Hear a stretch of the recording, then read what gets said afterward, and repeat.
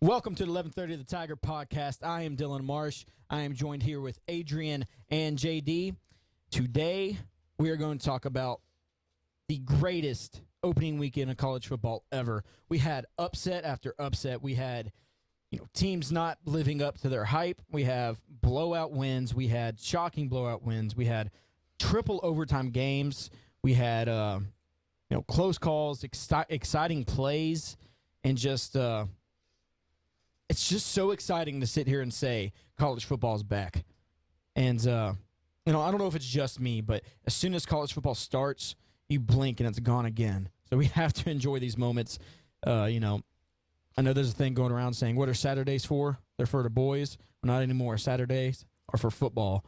And it's getting really excited. If week one's any description of what this year's college football is going to be, it's going to be freaking amazing. So we're going to go ahead and we're going to get started with the big games that happened and things that caught everybody's eye with the week one. We're going to go ahead and start with the Thursday game, the much hyped Tennessee Volunteers squeaking by Appalachian State. And, it was the 9-year anniversary of when Appalachian State beat Michigan with the biggest upset in college football history with the blocked field goal. And, it's in good old Rocky Top. And Tennessee is, having all this hype about how they're going to win the SEC. Some experts, as you can say, who cover NFL but call themselves experts in college football say that Tennessee is going to win a national championship. And then they go and beat Appalachian State 2013 in overtime. So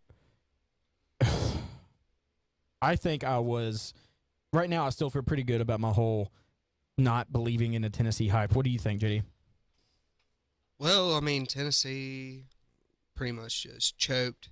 I think that they were looking forward to Virginia Tech in this week in Bristol Motor Speedway, which happens to be the largest crowd ever, will be the largest crowd ever recorded at a college football game with over 150,000 tickets sold. It's going to be insane.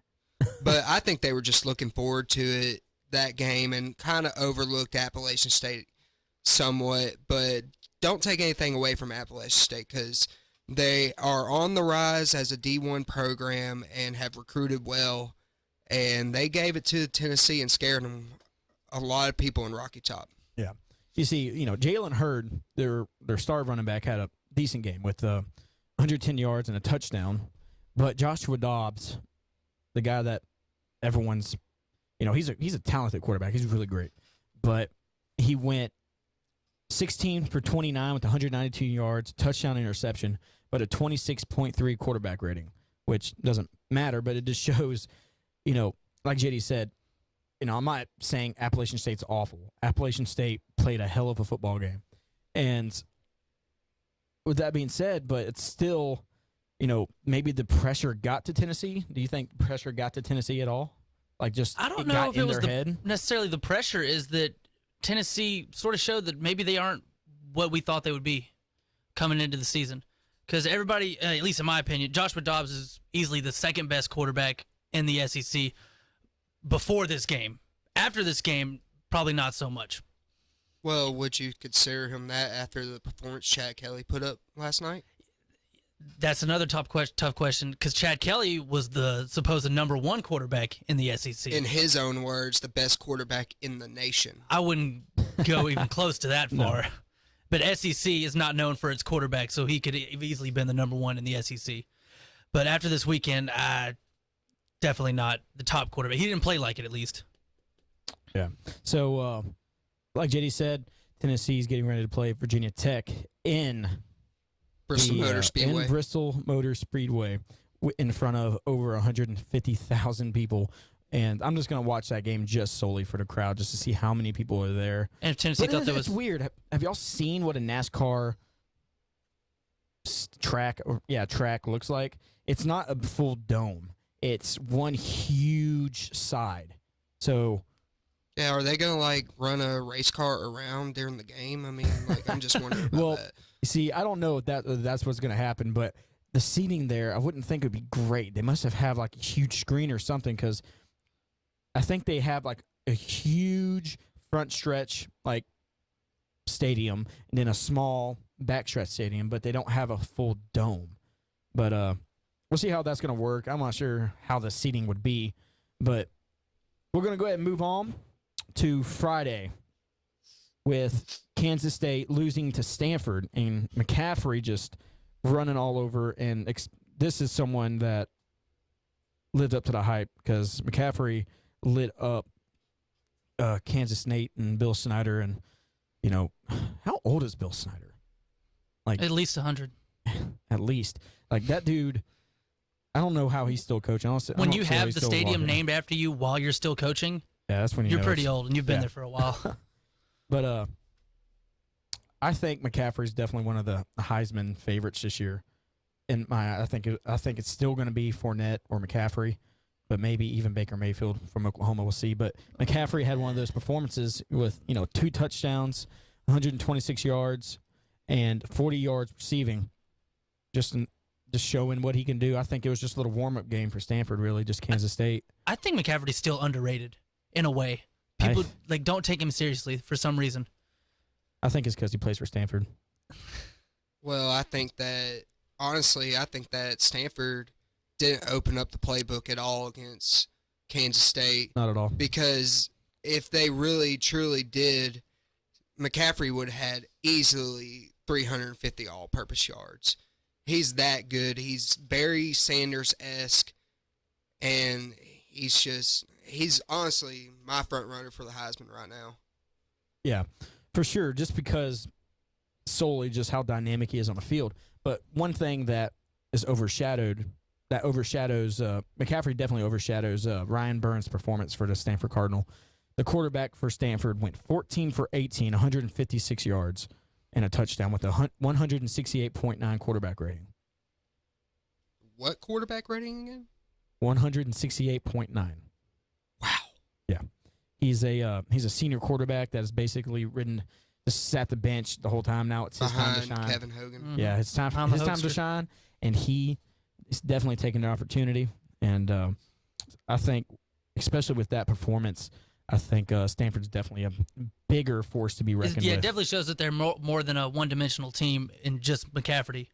Yeah, and their defense is always on point. Always the best in the Pac-12. Also, I believe McCaffrey did have somewhat of a Heisman moment in this game when he put that guy on skates. Yeah, when I saw that, this gave me chills on my back, because this is the first week of college football, and that was against a big D1 program where a lot of big recruits go to play at Kansas State. So let's go ahead and skip over to Northwestern State Baylor game, because that one was 55-7. We'll go ahead and move on to the late night Saturday game with Alabama versus USC. So, okay, before we get talking about how dominant Alabama was, what were your thoughts going into halftime of that game? Going into halftime, the USC screwed up a little, because before Alabama got rolling, I felt USC had a little bit of momentum. They kicked the field goal, even though it was a really ugly field goal. It still went in. USC was causing turnovers. They were stopping Alabama. And then within the span of a couple minutes, everything seemed to turn Alabama's way, which happens often if you watch Alabama games. Well, I'm not even going to say my thoughts of going into halftime, because by the end of the first quarter, I was flipping it majority towards the Clemson-Auburn game. But the first part of the game, I thought USC came out with a lot of hype, was playing dominant on defense, and then the locomotive of Alabama just had to get well-oiled and going, and then it was all over after that. Yeah, because what happened with me was I was at my house watching the game. Then I end up getting up, and I'm going over to my grandparents' house, and I was at halftime. And Bama's up, I think, 17-3 at that point, but they scored late in the second quarter. So I'm sitting there thinking, okay, this is going to be a great game. And by the time I get there about 10 minutes into the third, I think. and I think they scored another 20 points. And so I walked in there expecting to see a great game, and I look at my grandpa. My grandpa looks at me, and he goes, "Well." And that's all he said. It happens that quickly. Well, really, the biggest game changer of that game was USC had just a little bit of hope left in them, and then the pick six happened to put them up 17-3, and that was just the bread and butter for Alabama every year. Once their defense scores, you're put in your coffin. Yeah. Because the third down, USC went 4 for 18. And like I said in my other podcast about the LSU game, that was LSU's biggest problem in the game, was getting third downs. Because Alabama was 6 for 15, which is, it's a lot better thinking about it, even though it's only 2 more conversions. It's mediocre for Alabama standards. Exactly. But with Jalen Hurts coming in after Blake Barnett. After Blake Barnett is in the game, and that's what I like about Nick Saban. Nick Saban's not scared to pull his players out. He's not, Well, he didn't really pull them out. He said that Blake Barnett and Jalen Hurts were both going to be getting snaps. Yeah, because Blake Barnett went 5 for 6 with 100 yards and a touchdown.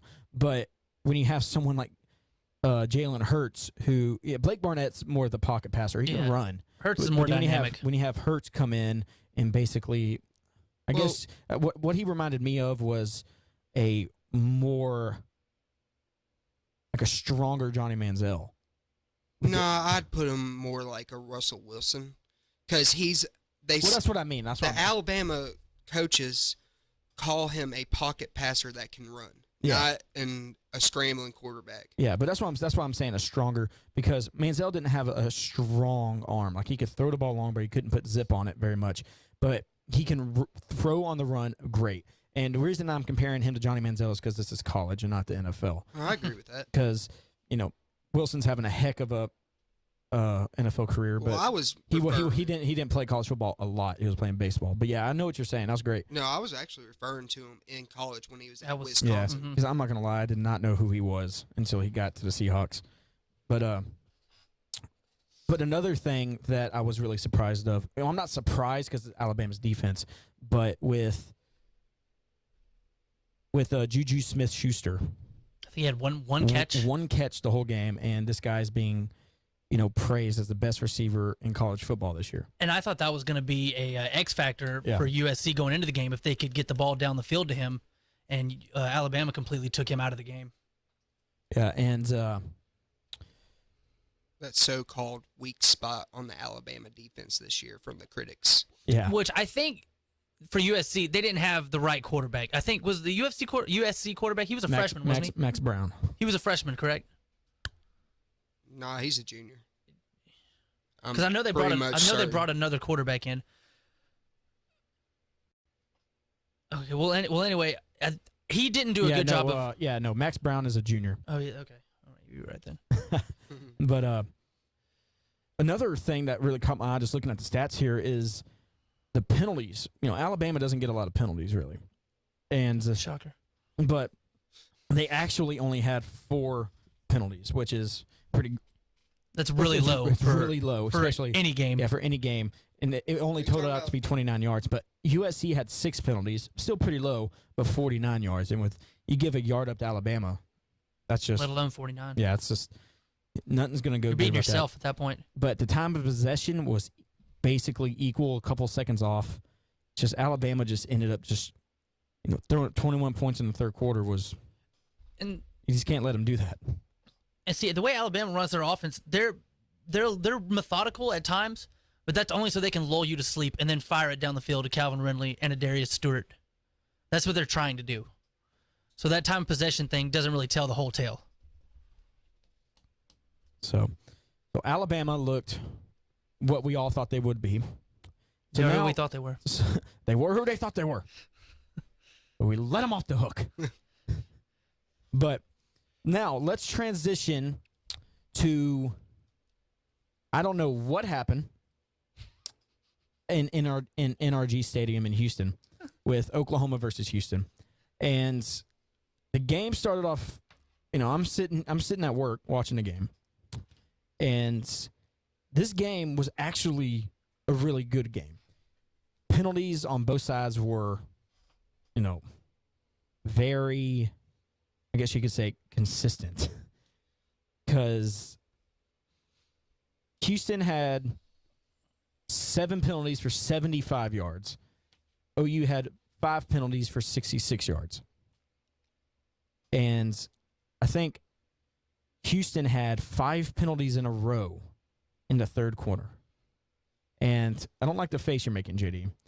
And to everyone listening, if you don't know me or JD personally, we favor towards the Oklahoma side.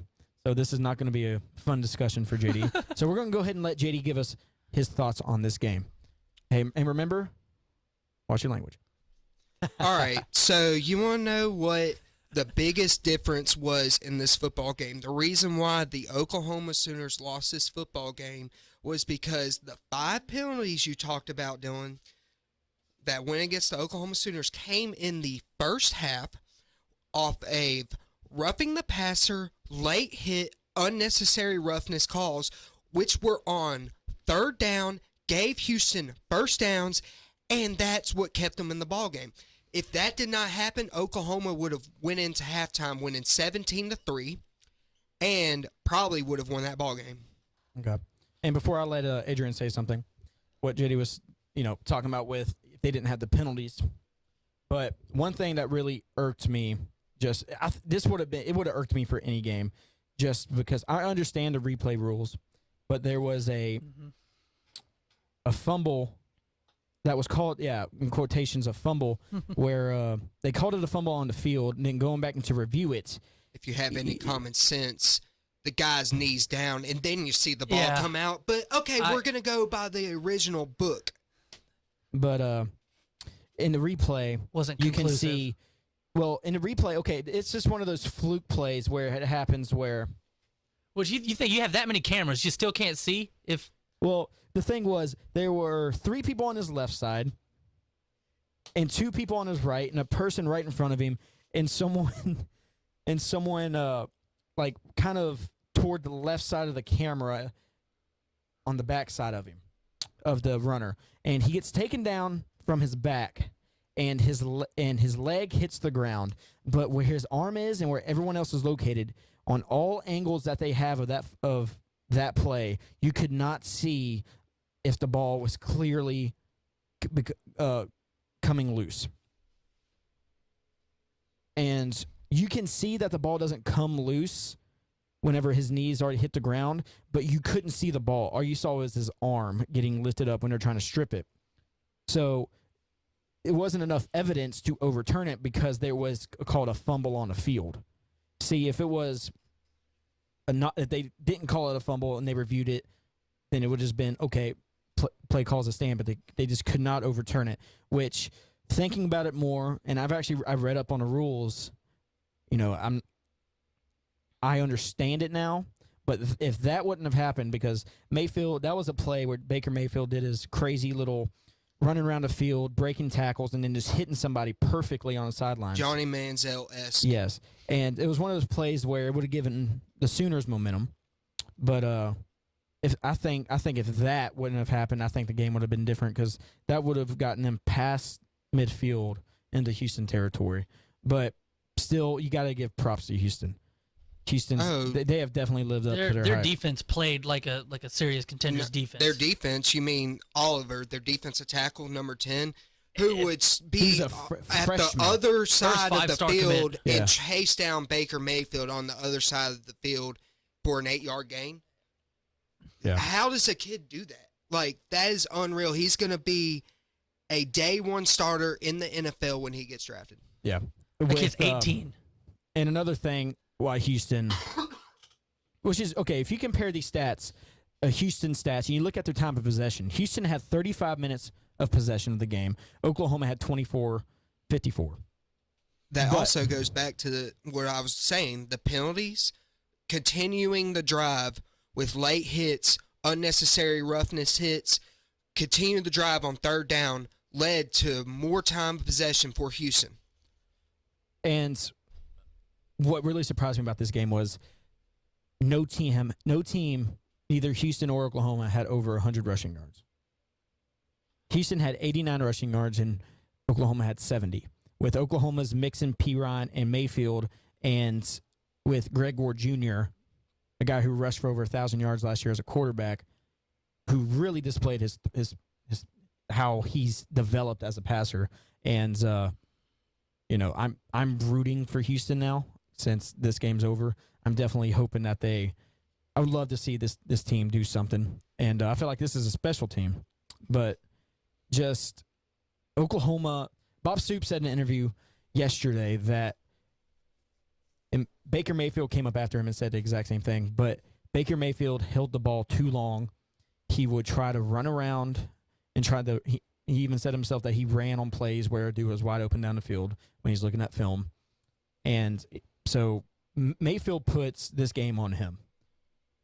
And I will agree that he did not play the best game because there were plays where I was watching the game and I could see someone open and he's sitting there rolling to the right because that's what he's made a name for himself for, is escaping the pocket.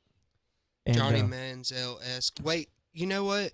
For the past actions of Johnny Manziel, we're going to scratch it and just say it Baker Mayfield-esque. Just call it himself. Yeah.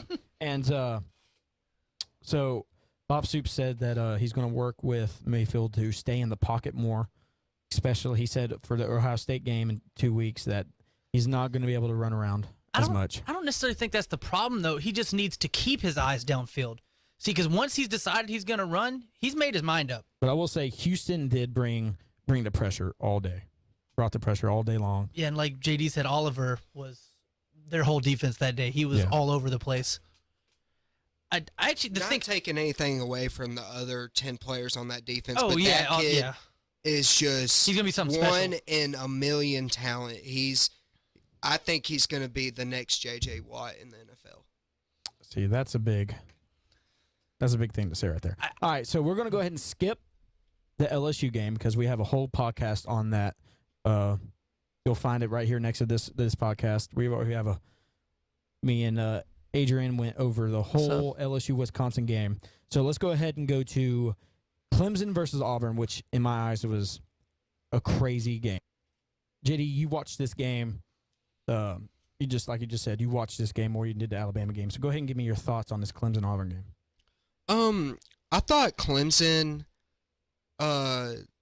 Actually, let me start out a different way. I thought that Clemson came into a hostile environment, played well enough to win, which obviously they won the game, but showed me something about Clemson. I think that with the return of Mike Williams, their star receiver that got hurt last year with a neck injury, running into the back to the goalpost in the back of the end zone. I was terrified to see that. That was bad. It just seemed like Clemson became one-dimensional instead of having that balanced offense where they run and throw the ball to three different receivers. They stayed one-dimensional where if they were passing it, you knew who they were going to. It was going to Mike Williams. And that's where I feel like Clemson will come to a struggle later down on the road when they play Florida State in Tallahassee, because Florida State has the talent to man up with Mike Williams one-on-one on the outside and shut him down, where you don't have to double team him, and that way it opens up the running lanes for Wayne Gallman.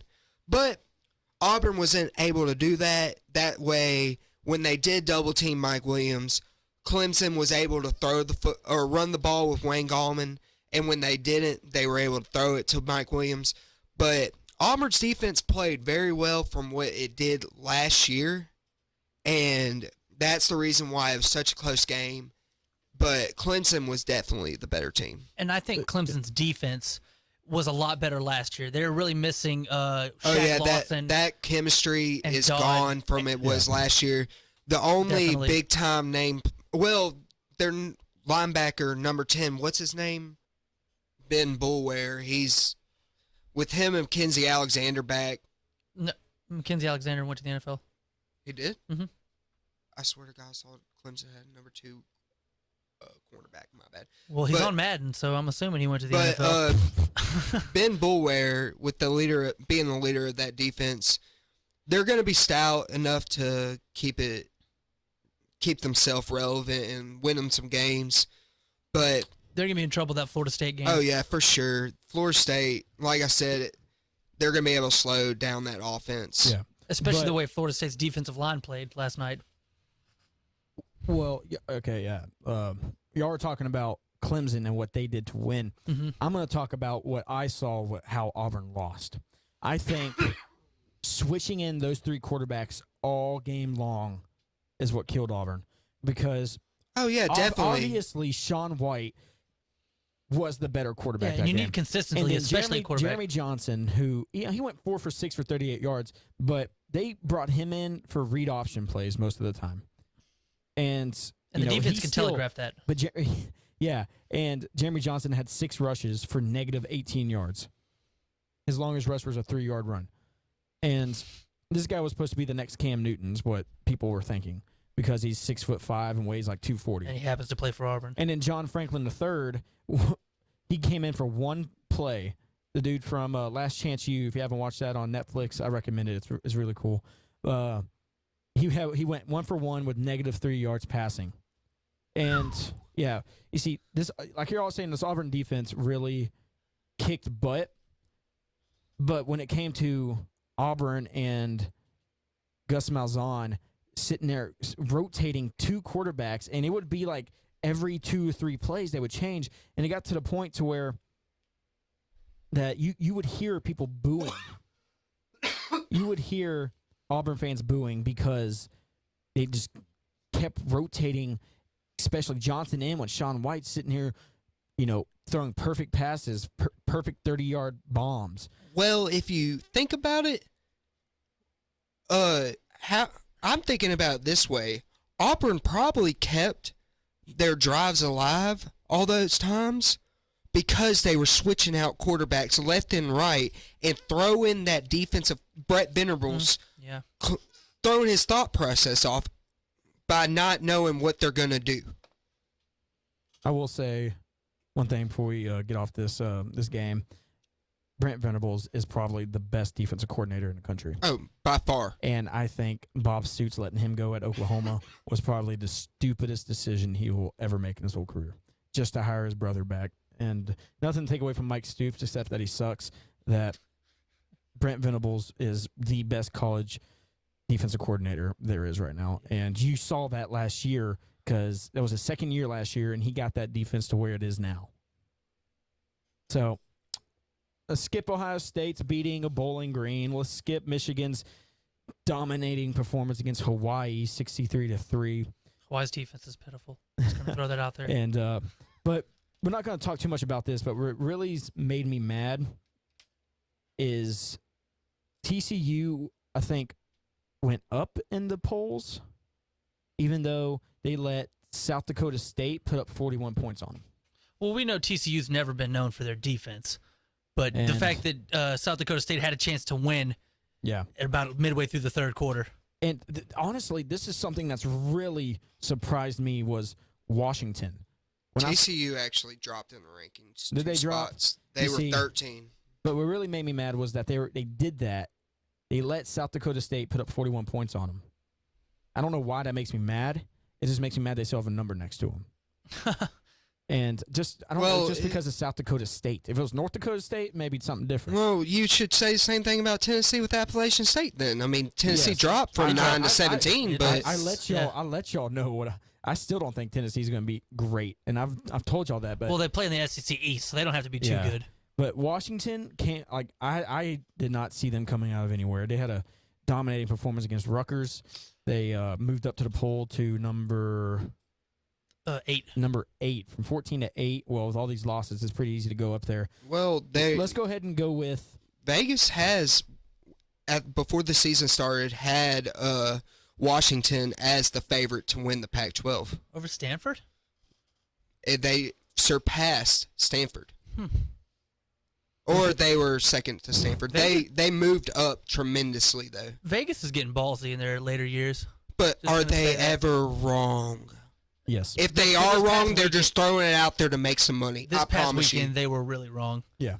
Well, another game. Well, did it not another make them upset. some money? Yeah, Vegas is always going to make money. Another upset that happened this week was Texas A&M beating. I don't know if you call it an upset, but unranked Texas A&M beat number 14 UCLA. The way A&M did it is what makes it upset. The fact that A&M did it with their defense, which is not what they're known for. And with Trevor Knight with his first start, Trevor Knight actually had a heck of a football game. Statistically, it wasn't great. He went 22 for 42, 239 yards, and a touchdown interception. But the way he managed that game and how the Texas A&M defense, with all the praise that Josh Rosen gets, saying that he's going to be like a great NFL quarterback, but apparently his personality is awful. So, that's what a big turnoff for teams. But I remember the hot tub story. They made Rosen throw 3 interceptions, and they brought the pressure all night long. And the rushing game was on point. They had 203 rushing yards that game. Where was that game played at? Was that at UCLA? No, it was at A&M. It was at A&M. It was at Kyle Field. And I was really impressed with A&M, especially what I saw in overtime against a UCLA team. The Georgia-North Carolina game. What do y'all think about that one? I think North Carolina is going to be a force to reckon with until they have to play either Florida State or Clemson in the ACC championship game. But they did what they had to do to win the game up until about midway through the fourth quarter. Up until the fourth quarter, then Chubb just up until midway through the fourth quarter, then Chubb just took over, and Georgia's defense pretty much looked like an SEC defense late in the fourth quarter and stopped that North Carolina offense, and it looked like the SEC overpowered the ACC. Yeah. Chubb had 32 carries, 222 yards, and 2 touchdowns in his first game back from a... That was my most impressed player. I was going to say the stats. I just took something away from a later segment from JD, but he came back from a torn ACL, which makes it even better. More impressive. Yeah, and JD's going to tell you all about that later on. We're going to have a segment with our most impressive player of the week. And now we got 2 more games to go. We're going to go ahead and go with the Sunday game with before we talk about this Texas Notre Dame thriller, which I would never say because these are the 2 teams I despise. I don't want to say despise. Okay, maybe. But did y'all hear the motivational speech that Matthew McConaughey gave Texas? All right. I didn't even hear about that. Wow. Right. Did they all get free Lincolns? Yeah, probably. But what happened was McConaughey gave him a speech, basically, and, everyone's giving McConaughey the credit for that game. But that game was insane. Notre Dame, Texas, it went into double overtime. And, Shane... Bouchel, yeah, that's right. I was going to say, for some reason I was about to say Boucher. But no, Shane Bouchel had a heck of a game. And Notre Dame, their quarterback had a heck of a ball game with Kaiser. Deshaun Kaiser, 15-24, 215 yards and 5 touchdowns. And see, this wasn't a game where one player stood out. It was just 2 teams played as a team and just fought it out to the very end. And as much as I don't like these 2 teams, this is my favorite game of the week. And just because of how hard fought it was and how it was just a classic football game. What I think cost Notre Dame a little bit is how they kept putting Malik Zaire in. I know Brian Kelly said that before the game he wanted to use a 2-quarterback system between Kaiser and Zaire, but watching that game, you realize that Kaiser is their quarterback. He needs to be their quarterback for the future, and that Zaire needs to sit on the sidelines. Because it seems like every time Zaire got in the game, Notre Dame's offense seemed to stall or slow down or something would go wrong for them. Yeah, and Texas had that chip on their shoulder from that blowout loss to Notre Dame last year, and now they put up 50 points on them. I don't know if I said the final score is 50-47 in double overtime. So a little lack of defense. Yeah, but the defenses actually stepped up when they had to. Notre Dame had 444 total yards. Texas had 517. Did you watch this game at all? Yes, Really? I did. But y'all were saying the defenses didn't show up. That's No, not true what at he all. said. That's I not said true that. at all I said defense because stepped up when there they had were to. multiple times, and I'm not over exaggerating this, multiple times where both Texas and Notre Dame were punting the ball with 4th and 30 throughout the whole game. It's just whenever they were making plays, they were big plays. But as much like I'm with Dylan, I hate these two teams a lot. I was pulling for Texas. Hard to say that as an Oklahoma fan, but Notre Dame is the team I despise the most in college football. But really what won this game for Texas is the fact that they had the 18-wheeler coming in red zone situations. That's a scary. That's going to be a scary formation for a lot of teams in the Big 12 this year. One of the best names in college football, Tyrone Swoops. Tyrone Swoops, the 250-pound Got quarterback. the classic coon and he. People were just flying off Pittsburgh Steelers and Green Bay Packers reference right there for everybody. Yeah. So, looking at the stats, we usually bring up penalties and how the penalties stack up. See, Notre Dame had 8 penalties for 64. That's the most we've seen this whole show. But Texas had 11 penalties for 104 yards.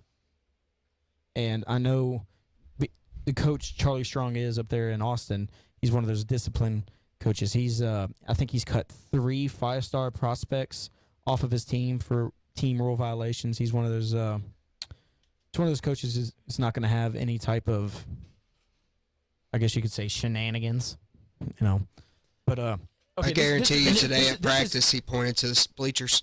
Probably. And it was a real big win for Charlie Strong because Mm-hmm. his seat has been progressively getting hotter since he became the head coach of Texas. Well, y'all seen how short he is? Y'all noticed that? I know I wouldn't want to meet him in an alley. He's a buff dude. Yeah, he's buff, but he's like 5'7", 5'8". Well, I'm It's only like like a 5'9", bowling so ball.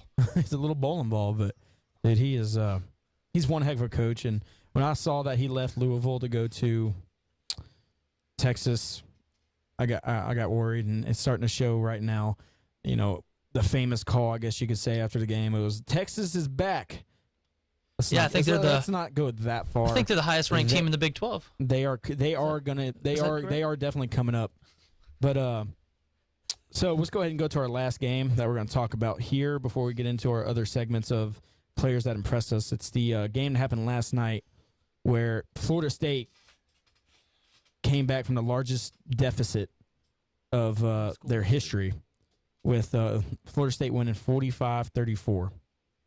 And with DeAndre Francois, the freshman quarterback, just tearing it up in the second half. Chad Kelly tearing it up basically all game. He had 3 interceptions. Well, until the third quarter. Yeah, and but the 3 interceptions really killed him. And this was just overall a classic, I think, just because of the comeback. What in your mind stood out in that game? Stood out? The fact that Ole Miss didn't run the ball at all. It seems like they just wanted to be an air raid team and have Chad Kelly take them to the promised land. Ole Miss only had 67 rushing yards. How many times did they carry the ball? 25. Oh, So they ran the ball. That's a bit more good than amount. It's just they couldn't. That was my second X factor for the game was Florida State's defensive line.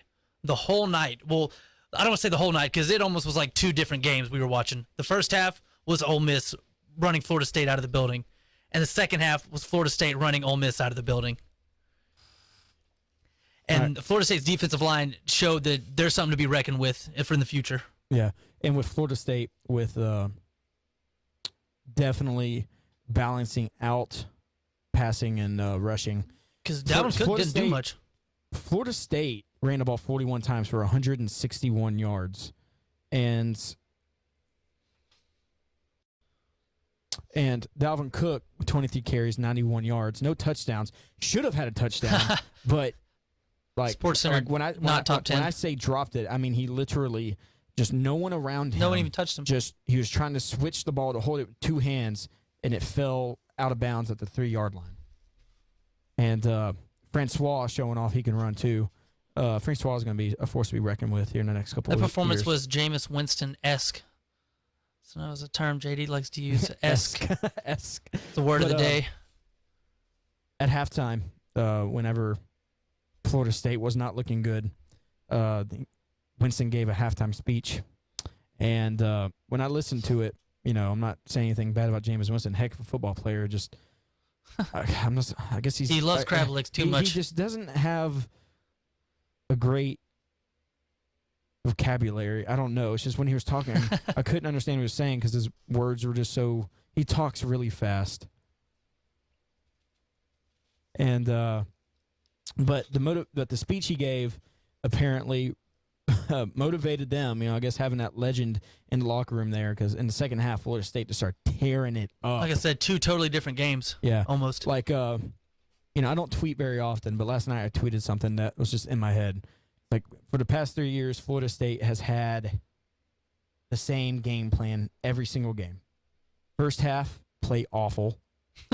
Number 2, go into the locker room, possibly eat a Snickers because you're not you when you're hungry.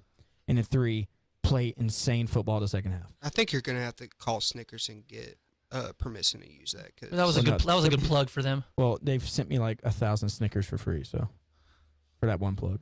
So, but I feel Florida State is. I don't think Ole Miss is out either. I think the SEC West is still up for grabs. Yes, Alabama was so dominant, but this was just week 1, and you see all these games like Houston, Oklahoma, and also Alabama, USC, and you see these teams like Wisconsin, LSU, but this is just week 1 because they had all off season to plan for this one game. And one thing I say about Alabama all the time is, especially like every time they make it to the national championship, I say Alabama's going to win because say why? Because when you what? I say why? Because like a really sad voice. Well, if you give Nick Saban a month and a half, 2 months to plan for a football game, you just can't go against that. And that's exactly what happened is he had all off season to prepare for. Back to what you were saying about Nick Saban and Alabama in the national championship game doing. I mean, if you just look, the greatest example of anything you can look at is the fact that Alabama lost to LSU 9-6 back in 2011. What happens when you give him a month, just 1 month, to prepare for a team he's going to play, that he's already played? What does he do? He shuts them out 21-0. What do you do? What happens when you give Nick Saban 3 months to prepare for a team? They beat them 52-6. You've seen it every year. You see it when they did it to Michigan. You see it now when they did it to USC. You seen it last year when they. Wisconsin. Well, you saw it last year when they played Wisconsin too. They just dominate teams on the defense. Their offense might not show their full potential till later on in the year, but this year it just looks like they got the whole package going. Yeah. So if one thing I do think is a minor. I don't really say it's a weak spot about Alabama, but it does seem that their offensive line hasn't been as dominant as it has been in past years. Would you agree or disagree with that? They're starting 2 new offensive linemen this year, which are freshmen, which they have 2 sophomores. I mean, their offensive line's young. It's young that's what I'm every saying. Like, year. I'm not saying it's bad. It's just it hasn't been what we're accustomed to seeing from Alabama. Well, like, I mean, you got to think about it. Like what you're saying is that you're accustomed to seeing them later on in the year, national championship style. Am I right? Well, yeah. Is that what you're? Well, yeah. I get you what you're saying. gotta look at it this way. It's first game of the year. They're starting 2 new freshmen, and I guarantee you, by the national championship, if they make it there, they will be looking like they're pro ready. Well, yeah, I'm just going by what I've seen in week 1. so far, and which I was Yeah. excited for the Week 3 game against Ole Miss, but it looks like Ole Miss can't stop a nosebleed. So that game might not be as fun as I'd anticipated. Yeah. Well, yeah. So it's just week 1. If you're an LSU fan, if you're a Bama fan, if you're an Oklahoma fan, if you're a Louisiana Tech fan, I don't know. It's just week 1, and 11 more to go. we have a long season ahead of us, and I'm really looking forward to it. So before we go, we're going to have a couple of let's go ahead and start with Adrian. Adrian, what was your biggest upset of the week?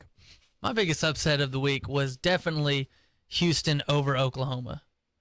Yeah. Okay. My reason being is that I think it had the most significance for Yeah. a couple of reasons. Big time. It showed that Houston can play with the big boys, I say the big boys. Oklahoma might not be as good as we thought they would be, but Houston, I think all but guaranteed its spot in the Big 12 Yeah. because I know the Big 12 is looking for expansion. Yeah, I would actually love Houston being Big 12. It makes sense geographically, and they can obviously beat the top team in the Big 12. I mean, yeah, the Big 12. Yeah. Let me make a point right here. Okay.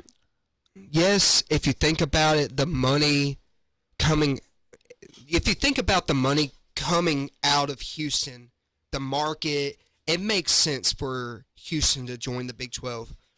But I can guarantee you, Texas, Oklahoma, Baylor, TCU, and Oklahoma State are all the coaches are gonna want to decline that bid because that's where a lot of their talent, their recruits come from. And if you get Houston in the Big 12, that's just going to ruin all the recruiting tools. And that's even going to hurt LSU because LSU gets some players from Houston. LSU's not worried about Houston and the recruiting game. We'll be okay. All right, Jay, what's your biggest upset of the week? Okay, my biggest upset is not Attaboy. LSU losing to Wisconsin. It's not Oklahoma losing to Houston. It's not even Mississippi State losing to South Alabama. I have Texas State beating Ohio in triple overtime, 56-54, when Ohio was a 21-point favorite. Was it in Ohio? Yes, it was. Wow. Them Bobcats. It was Bobcats versus Bobcats. I didn't catch Is that that what the game. I Bobcat think it says? was I on don't know. the It was on ESPN It was 3, on, but like, ESPN I got the 8 The stats. Ocho. So. You got the stats. That's right. I remember on College Game Day actually. Bear. They that was like their upset watch of the Yep. of the day. So yeah. So my biggest upset was my upset was Mississippi State losing to South Alabama.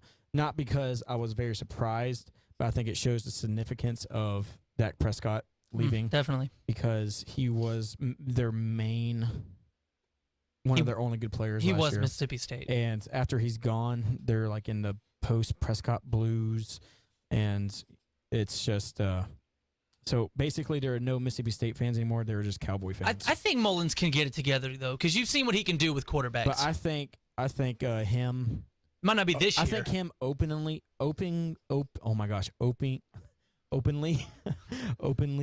saying that he applied to go for the Miami job kind of hurt that team a little bit. Mullins did. Yeah, because Oh, wow. that's his alma mater. So I think him saying that he was going to leave to go to Miami if he could, I think kind of hurt them a little bit. But it was definitely Prescott leaving is the biggest thing. But we'll go ahead and have JD start with this. This was a week of freshman quarterbacks just Phenom. being on the spotlight, and a lot of them did really great. So, what freshman quarterback what impressed you the most? Jalen Hurts out of Alabama, who went 6'11" for 118 yards, 2 TDs. He had 1 interception. He had 9 carries for 32 yards and 2 touchdowns and a fumble in the 52-6 blowout win over USC. I love the fact how he kept his composure after he fumbled on his very first play in a major Division I football game. And the way just loved the way that when he rolled out to the right and threw that, what was it, a 60-yard, 50-something yard touchdown pass to our Darius Stewart. I love the touch he put on it, the zip, the distance and everything. And then the next touchdown pass he threw to Stewart was he recognized the safety and corner blitz, and then he just put just a basic little touch dump off pass to Stewart, and Stewart just took off down the sideline for a 70-yard touchdown. And the way he presented himself and held himself together and ran, he played within the system, just really impressed me out of all the other freshman quarterbacks. Not taking anything away from Buechele or the Francois. Hurts really stood out. All right, Adrian. So what freshman quarterback, you can say the same thing as JD if you want to, but I have a feeling you're not because I think I know who you're going to talk about. Yeah. But what freshman quarterback impressed you the most week 1? The freshman QB that impressed me the most had to be DeAndre Francois from Florida State. I like the fact that I felt he was playing the tougher opponent of the 3 freshman QBs that blew up this weekend. Plus his performance, it had everything you want to see in a quarterback performance. Poise, especially as a freshman, he had poise, and he showed resiliency under pressure. The fact that they were down the largest they've ever been. Well, I don't know if that was the largest they've ever been down, but that was the largest comeback. Yeah, it was the biggest comeback they've ever had. Being down 22 points at one point, and he had over 400 passing yards. And that's real for a freshman to do that against a quality SEC defense. That's not something that every freshman can do. He had a big thing. He didn't turn the ball over. He had 2 touchdown passes. He was able to run the ball. He had 59 rushing yards, and he really just did everything that you expected him to do. He wasn't really a game manager either. That's one thing I liked seeing. With the freshman quarterback, you tend to rein him in a little bit. You don't want him to get too loose because you don't want him to make mistakes. But they seemed to just let him do what he wanted to do, and it ended up with the win at the end. Yeah, it was an outstanding performance by Francois. I would say Francois, but you went ahead and said him. So I'm going to go ahead and say freshman quarterback Shane Buechele. And I'm not going to not say this guy just because he plays for Texas, but he what I like about Buechele is he's not the biggest guy. If you see him play, he's pretty small. He's not really small, but for a quarterback, he's small. He's 6'1". It's not short, but it's not like a Cam Newton. And he only weighs 191 pounds. And he doesn't have like really long arms. He's got a very strong arm. He reminds me of a Drew Brees type of player.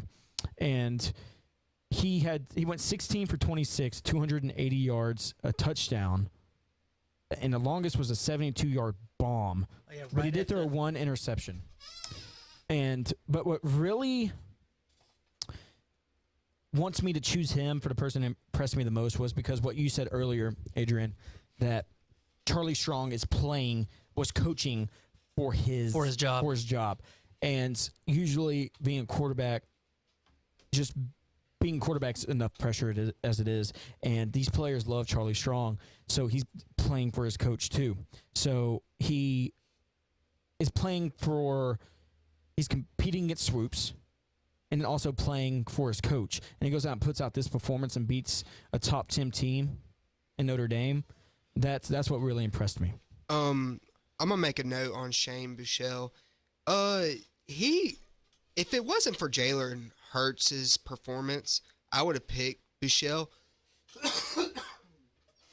because the sole purpose of him driving down the field all night long for Texas and then just being humble and letting the 18-wheeler of the Longhorns come in and take over in the red zone and just being totally okay with that. Did he have a choice? For his team to get the victory. Yeah, that's really good being a teammate, especially as a freshman. And I think that's going to be very dangerous with them two being okay with each other both playing. And I like that a lot from the kid. and I just feel like it's going to be very dangerous. That two combination going down the stretch of the season. It's definitely one of the most successful two-system quarterbacks I've seen, because it seems like every other team that tries to do a two-quarterback system fails at What about the Jordan Jefferson, Jarrett Lee? Well, we all know how that joke? turned out. Is that? I wouldn't even call that a two-quarterback system. All right. So That was one messing up, the other one coming in. So from freshman quarterbacks to any player in the country, what player impressed you the most, JD? I'm going to go with Nick Chubb from Georgia, who had 32 carries, 222 yards, 2 TDs, and a 33-24 victory. The reason why I picked him is because his stats were just monstrous-like stats, and the fact that he had one of the most gruesome leg injuries since Marcus Lattimore I've ever seen. That was a nasty one. And the way he just bounced back, not knowing if he was even going to be starting a week ago, and the way he just bounced back and performed, it just really impressed me. My most impressive player. Hold on. I didn't ask you, Adrian. Okay. Oh. Who's the most impressive player for you? Oh, well, thank you. Definitely have to be Greg Ward Jr. And I know it seems like I'm picking on Oklahoma a lot, but I'm not for this. For this one, I'm not picking on Oklahoma. I swear. Put your hands down, JD. It showed me that. All right, next question. It showed me that he can play with the big boys, and just like with I thought that Houston's for upset sure. was the best. He definitely did show so much improvement in the passing But game. didn't he especially really prove that he could play with the big boys last year when they just dominated Florida State in the Peach Bowl? Well, yeah, I mean he's continuing. Yeah, I see what you're saying. I wanted to throw that out He there. did it for more than one game, which is consistent. Which I don't necessarily think 2 games is super consistent, but it's better than 1 game. It's the fact that he was their leading rusher on Houston last season, and he showed that there is another side to him. Like you were saying, Dylan, he made a major improvement in the passing game as well. Okay. I have 2, but they're on the same team, so it's going to count as 1. I'm going to go ahead and just point this out. Ricky Agayo, the kicker for Florida State. His brother was on the national championship team with Winston. He's now the kicker for the Tampa Bay Buccaneers. Ricky had the most field goals in a game for Florida State with 6. He had more points than 5 SEC teams. He had 18 points in that game. Vanderbilt had 10. Missouri only had 11 points. We can skip South over one of Carolina had those. 13. Auburn had 13. And the almighty great LSU had 14. We can skip over that part. But my player of the week for me, who impressed me the most, is not Francois. It's actually on the other side of the ball. It's DeMarcus Walker. DeMarcus Walker, number 44, defensive end. Senior, he's always been dominant, but last night he had 6 total tackles, 5 solo, but he had 4.5 sacks last night. And he lit it up, and I think he was the X factor for Florida State's defense last night. I'm telling you, every single play, he was in the backfield. And last night, before I even started thinking about who was going to be my player of the week, I just already picked him before I even thought that we were gonna do this on the show, just because I just saw him in the backfield every single play, and he's so dominant and definitely a player to look out for Florida State this year. Is he a linebacker or is he on the defensive line? Defensive end. Defensive end. Okay. So, all right, guys, thank y'all for joining me. Let's get ready for a week 2. I'm not going to be as exciting because We're doing our. oh, doing okay. the Yeah, playoff let's go ahead and do that. We're going to go ahead and just give our top 4 now. If the season ended after week 1, who would be in the playoff? So let's go ahead and go with AD. Ooh, we're going to me first. As much as I hate doing this, you got to put Alabama in there. They utterly dominated USC. And then number 2, I would have Florida State above Clemson, which Clemson team, just because I feel Florida State played a tougher opponent. Even though Clemson played at Auburn, Florida State played a tougher opponent. And like I said, Clemson would be number 3 for me. And then crashing the whole party, I'd have Houston in, just because I'd have them over Ohio State and Michigan, only because they played a better opponent and that they dominate. Well, I'd say they dominated their opponent in a way. So that's mine 4. All right, Jay, go ahead. My playoff, I would have, of course, Alabama, number 1. I wouldn't drop Clemson down just because, I mean, I respect them. They dominated Oklahoma in that Orange Bowl last year. And so I keep them at number 2 since they got the victory. They did what they had to do. That's understandable. And then Florida State would be number 3. And then, like you said, Adrian, Houston would be crashing the party. And if I were to have to predict what the national championship would be, I would have Alabama over Florida State with Alabama winning. Alabama beating Florida State and we would have a rematch in Arlington next year, week 1, with Alabama and Florida State. Oh, just talking about as the season opener? As a season opener, yeah. All right, NCAA, listen, if JD's making the schedule, you know what week 1 is. No, it's scheduled. Oh, it is? Yeah. Oh, wow. All right. Oh, yeah. My top 4, I'm going to go ahead and say, if there was already a conference game, I'm just going to pick those players for winning their conference as of what I saw week 1. So I'm going to go ahead and say Alabama 1 versus the 4 seed Michigan. Then I'm going to have Clemson facing Clemson facing Houston. Who would you have winning? Well, right now, Bama, of course, but you Over never know. who? Bama over Florida State. Well, You put Clemson in the playoff. How did Florida State? Did they get a wild card or what? Honestly, don't even remember. Guys, I really don't remember. Let's just say right now, it's just Bama is my champion right now.